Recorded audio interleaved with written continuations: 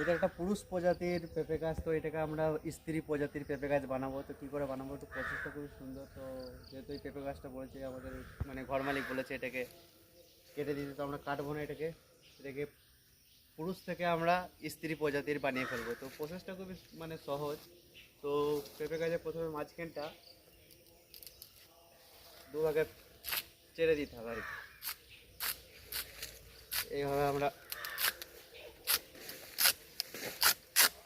চেড়ে দিতে হবে দুভাগে, দেখতে পাচ্ছ,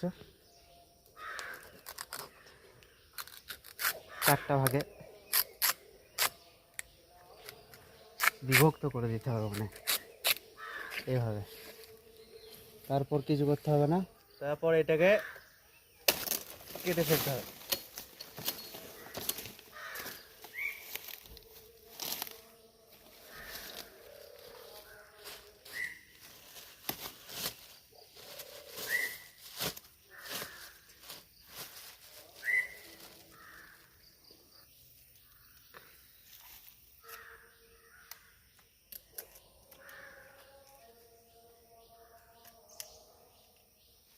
প্রসেস কমপ্লিট, কিছুদিনের মধ্যে এটা থেকে আবার নতুন পেঁপে আসবে। দেখাইয়ে